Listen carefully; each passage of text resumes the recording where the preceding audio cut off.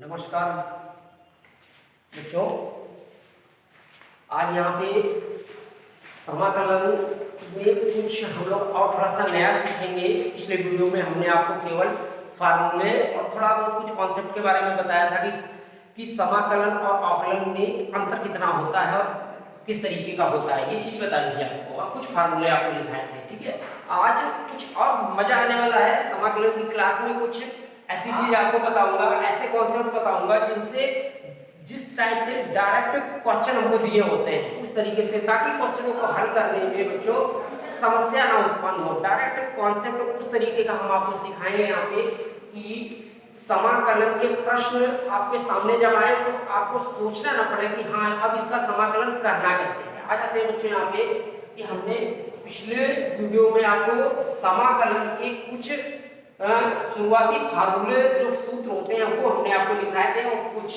छूट गए हैं और कुछ जो नए चीजें हैं वो हम आपको यहाँ पे बताने वाले हैं। आ जाते हैं यहाँ पे पहला फार्मूला, यहाँ पे जो कुछ छूट गया है उसके लिए यहाँ पे sec x dx, integration of sec x dx, और sec x का फार्मूला होता है आपका log sec x plus tan x, और मॉड के अंदर क्या होता है sec x dx का होता है log sec x plus tan x, और इसी का दूसरा फार्मूला होता है log tan, और के अंदर log tan π/4 प्लस x/2, ये sec x का दूसरा फार्मूला। इसके बाद में आते हैं cosec x के लिए, integration of cosec x dx, और इसका होता है आपका log cosec x minus cot x mod के अंदर, और दूसरा होता है इसका log मॉड के अंदर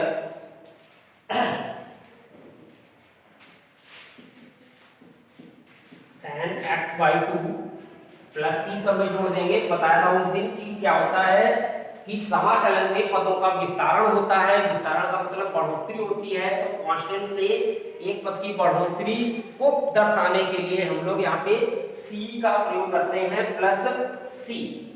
आते हैं यहाँ पे बच्चों आगे कि कुछ ऐसे कॉन्सेप्ट आपको बताने जा रहा हूँ जिस तरीके के आपके डायरेक्ट फार्मूले दिए होते हैं और डायरेक्ट क्वेश्चन भी आपको दे देता है। जैसे कि यहाँ पे पहला हमसे कह देगा बच्चों कि integration of sin square x dx, integration of cos square x dx, integration of sin cube x dx, और integration of cos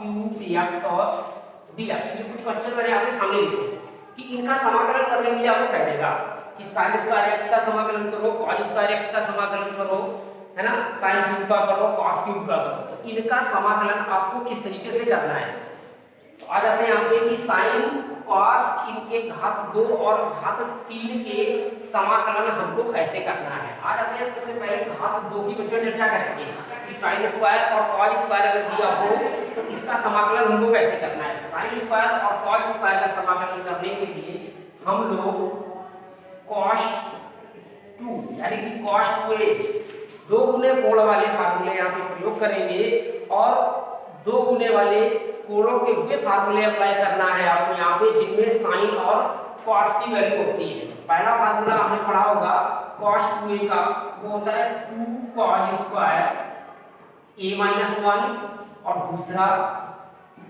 cos 2a का 1 माइनस 2 sin स्क्वायर a। ये दो फार्मूले हमने पढ़े होंगे, cos 2a का cos के पदों में और cos 2a का sin के पदों में। तो इन दोनों क्वेश्चनों का इंटीग्रेशन ज्ञात करने की मदद हमें इन दोनों फार्मूलों से लेनी होगी, तब हम इनका समाकलन कर सकते हैं। तो आते हैं कैसे, क्या करेंगे, यहाँ से इससे cos स्क्वायर का मान आप निकाल लो। यहाँ से cos स्क्वायर का यहाँ से अगर बच्चों हम मान निकालेंगे तो cos square a equal to हो जाएगा मेरा cos 2a प्लस 1 बटे 2, और यहाँ से अगर मान निकालेंगे आप साइन स्क्वायर ए का, तो वो आएगा 1 + 1 माइनस कॉस 2a बटे 2। अब दोनों का रूप एक ही रखने के लिए इसमें हम लोग थोड़ा सा चेंजेस कर सकते हैं। इसको हम लोग लिख सकते हैं कॉस स्क्वायर ए बराबर 1 + कॉस 2a/2। ये कॉस की वैल्यू हो गई आपकी। कॉस स्क्वायर का समाकलन जब भी हमको करना है तो कॉस स्क्वायर की जगह पे हमको वैल्यू रखनी है 1 + cos 2a/2, और फिर जाके इसका समाकलन करा देंगे तो वो समाकलन cos स्क्वायर का समाकलन हो जाएगा। इसी तरीके से जब भी sin स्क्वायर का समाकलन करना है तो sin स्क्वायर का जो मान हमने cos ये निकाला है cos 2a वाले फार्मूले से, वो मान उठा के आप रखेंगे और इसका समाकलन करा देंगे तो वो आपका sin स्क्वायर का समाकलन हो जाएगा। इसके बाद में बच्चों आते हैं अब घात 3 वाले पे। कि घात 3 वाले का समाकलन कैसे करना है यहाँ पे।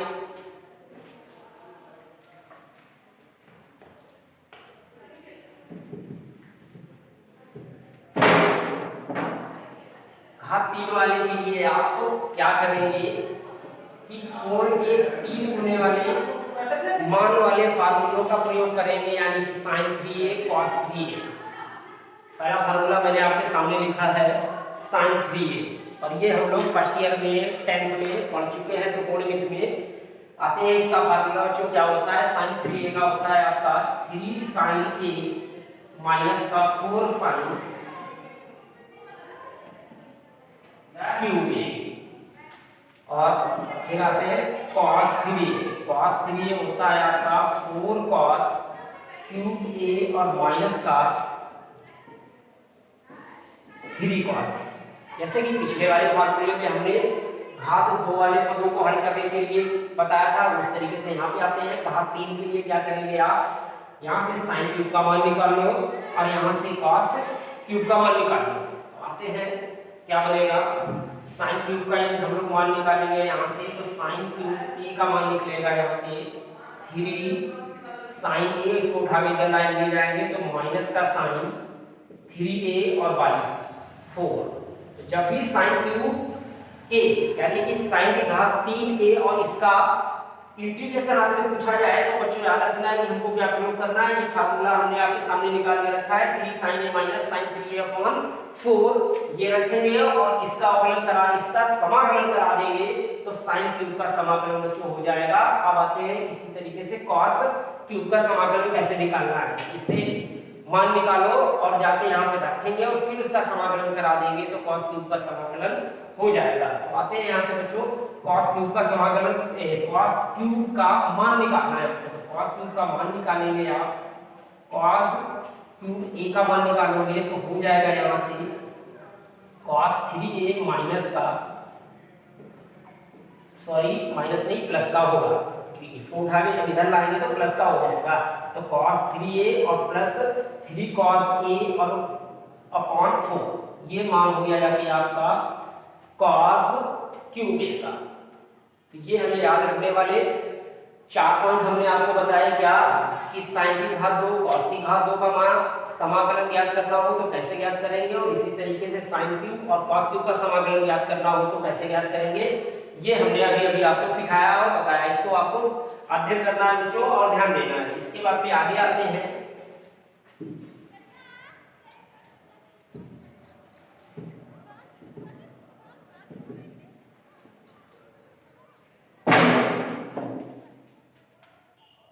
अब जैसे कि कोई क्वेश्चन हमको इस तरीके से दे दे बच्चों, ध्यान देना यहाँ पे। अगर हमसे कह दे कि ये लिखा है sin x into sin 2x और dx, अब कह देंगे इसका समाकलन ज्ञात करो।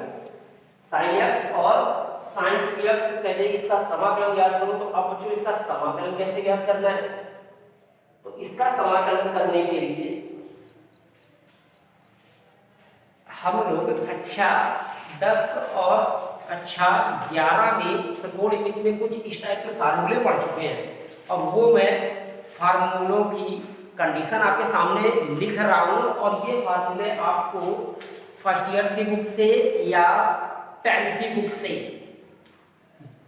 खोज के और इनको क्लियर करना है। चलिए आते हैं बच्चों, अगर इस तरीके का क्वेश्चन हमारे सामने आ गया तो कहते हैं कि इसका समाकलन करना है। तो अब इसका समाकलन अभी तो हो नहीं रहा है, क्योंकि अभी अभी समाकलन में हमने कोई ऐसा नियम नहीं पढ़ा है कि जिसपे प्रथम और द्वितीय लगा दिया जाए जैसे कि अवकलन में होता है। ठीक है, फलन तो दो दिखाई दे रहे हैं हमको, sin x और sin 2x दिखाई दे रहा है, लेकिन अभी हमने कोई फार्मूला यहाँ पे अभी नहीं पढ़ा है कि यहाँ पे प्रथम और सेकंड अप्लाई कर दो और इसका समाकलन हो जाएगा जैसा कि अवकलन में बताया जाता है। तो कुछ क्वेश्चन ऐसे होते हैं कि जिन पे आप सॉल्व करके फार्मूले को अप्लाई करके उनको अलग डायरेक्शन दे सकते हैं और अलग बना सकते हैं। समाकलन में सवाल को हल करने से पहले सवाल को समाकलन होने लायक पहले सवाल को बनाना होता है। कुछ सवाल ऐसे आ जाते हैं, तो जैसे कि आपके सामने एक सवाल ये लिखा है मेरे, अब इसको बनाएंगे पहले कि ये समाकलन करने की स्थिति में आ जाए। अब ये बनेगा कैसे बच्चों, तो आ जाते हैं यहाँ पे कुछ फार्मूले हमने 10th में और 11th में पढ़े हैं। जैसे कि पहला formula 2 sin A sin B, 2 sin A और sin B, ये क्या होता है? 2 sin A sin B आपका होता है cos A प्लस B और plus cos A minus B। पढ़ा होगा आपने 10th में आए level. 2 sin A sin B आपका होता है cos A प्लस B और plus cos A minus B। तो अब देखो मेरा इस पे क्या कर दो, 2 का अगर गुणा कर दे, 2 का भाग कर दे तो 1/2 बाहर कर लो, सवाल बन जाएगा आपका 2 sin A और 2 sin x और sin 2x dx। तो अब देखो ये जाके बन गया जाके जो अभी मैंने जिस टाइप का फार्मूला आपके सामने लिखा है 2 sin A 2 sin B, और वो होता है आपका cos A प्लस B और plus cos A minus B। इस पे जरा अप्लाई कर देंगे तो क्या हो जाएगा आपका 1/2 और इंटीग्रेशन, चलिए पहला पद अप्लाई करेंगे cos A प्लस B, क्या हो जाएगा, A का काम x कर रहा है और B का काम 2x कर रहा है, तो यहाँ से हो जाएगा cos 3x और अलग कर देंगे dx माइनस प्लस दूसरा पद इंटीग्रेशन क्या लिखा है cos A माइनस B। तो cos A माइनस B करेंगे तो x से 2x घटाएंगे तो आपका हो जाएगा cos माइनस x dx। ये सवाल बन के आ गया आपके सामने और 1/2 इंटीग्रेशन सवाल बना जाके cos 3x dx और cos माइनस थीटा के रूप में अब लिखा है, और cos माइनस थीटा की वैल्यू होती है आपकी cos थीटा प्लस की, तो ये हो जाएगा आपका cos x और dx। तो बच्चों देख लो इस क्वेश्चन को इस फार्मूले की सहायता से हमने चेक किया तो बन के आया जाके मेरा कितना 1/2 integration of cos 3x dx plus integration of cos x dx। और क्वेश्चन मेरा क्या था, क्वेश्चन मेरा था sin x into sin 2x, और क्वेश्चन का रूप क्या हो गया जाके क्वेश्चन को एक्सटेंड किया हमने कैसे इंटीग्रेशन करने के लिए, तो वो बन के आया मेरा cos 3x dx और प्लस cos x dx। अब इसका इंटीग्रेशन थोड़ा आसानी से किया जा सकता है। तो इस तरीके से आपको अगर कोई क्वेश्चन दिया है तो इस फार्मूले को चेंज करेंगे और इस टाइप के 4 फार्मूले और 4 क्वेश्चन बन सकते हैं बच्चों। तो वो 4 क्वेश्चन कौन से हो सकते हैं और 4 फार्मूले कौन से होते हैं वो मैं आपको बताने जा रहा हूँ। दूसरा होता है 2 cos A और cos B, आपका होता है cos A minus B, A plus B होता है cos A माइनस B और minus cos A plus B। तीसरा फार्मूला होता है आपका 2 sin A और sin B होता है आपका sin A प्लस B और plus sin A minus B, और last 2 cos A sin B वो होता है आपका sin A प्लस B और minus sin A minus B। तो बच्चों 4 प्रकार के क्वेश्चन बन सकते हैं इस तरीके से जो अभी हमने बताया था आपको, और वो चारों प्रकार की ये 4 फार्मूले होते हैं जिनके द्वारा आपके 4 क्वेश्चन आ सकते हैं और उनको आप इस तरीके से हल करेंगे। तो तो आज के कॉन्सेप्ट में बच्चों हमने आपको एक नई चीज ये बताई कि जब भी क्वेश्चन इस तरीके से दिया हो तो उसको हल करने का तरीका क्या होगा, इन फार्मूलों का प्रयोग करके क्वेश्चन को बनाएंगे और इसके बाद में उसका इंटीग्रेशन करेंगे जाके।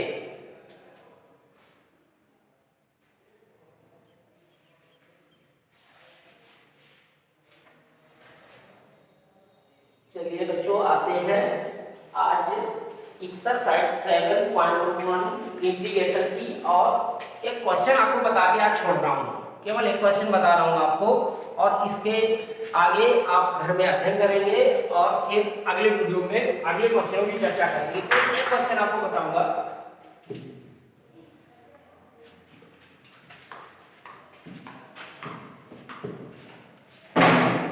अब वो क्वेश्चन दिया है बच्चों यहाँ पे इंटीग्रेशन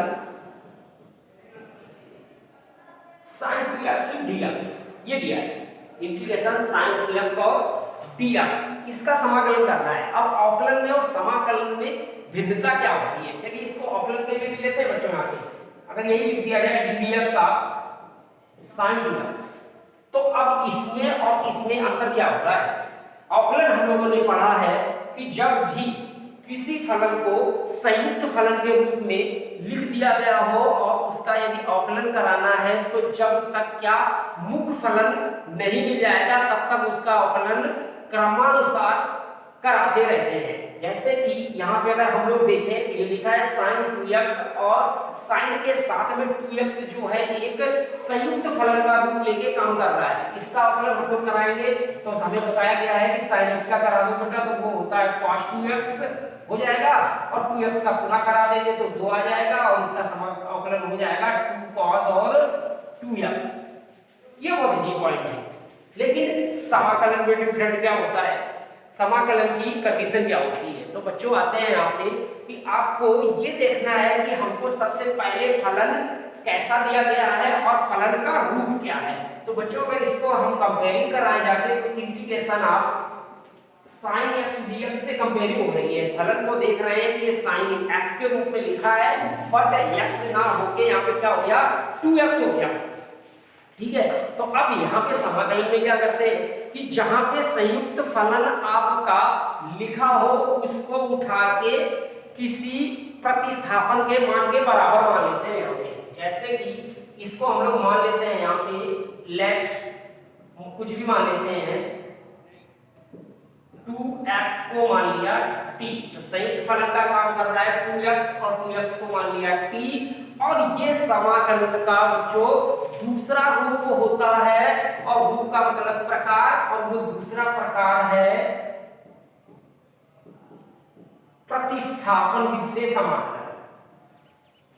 प्रतिस्थापन विधि से समाकलन एनसीईआरटी में आपको समाकलन का सबसे पहला प्रकार यही दिया है कि समाकलन करना है आपको, और प्रतिस्थापन नियम से समाकलन उसका होगा।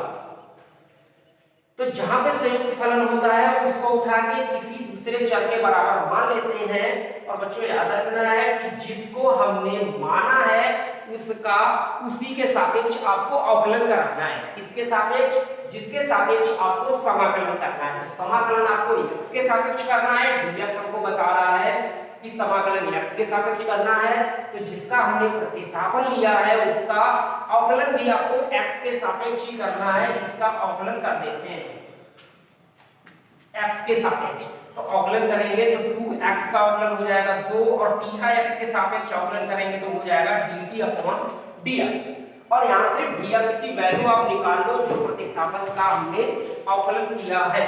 तो यहाँ से बच्चों dx का मान निकालेंगे तो आपका आ जाएगा 1/2 और dt, और जो क्वेश्चन आपका दिया है उसमें dx की उठा के वैल्यू रख दो और उसका प्रतिस्थापन का मान रख दो।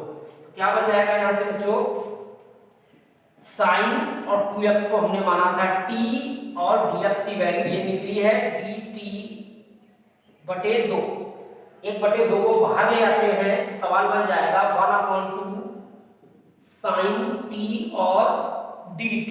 अब देख लो, अब हम बच्चों देख रहे हैं कि अब जो सवाल है वो मूल फलन के रूप में आ गया। अब इसका समाकलन सीधा किया जा सकता है, अभी समाकलन सीधा नहीं हो रहा था, तरीका मैच कर रहा था आपका साइन से, sin x dx से, लेकिन sine x dx direct apply नहीं हो रहा था, तो जहां पे संयुक्त फलन था उसको हमने प्रतिस्थापन लेके t मान लिया, उसका x के सापेक्ष अवकलन किया और dx की वैल्यू निकाल के जब अब हमने फंक्शन को बनाया, सवाल को बनाया, तब हम देख रहे हैं कि अब जाके सवाल मूल फलन के रूप में बन के आ गया sin x dx के रूप में। बस अंतर कहां है कि ये x के सापेक्ष अवकलन समाकलन प्रदर्शित कर रहा था और यहाँ पे t के सापेक्ष हो रहा है। अब करा दो इसका समाकलन, तो 1/2 और sin x का समाकलन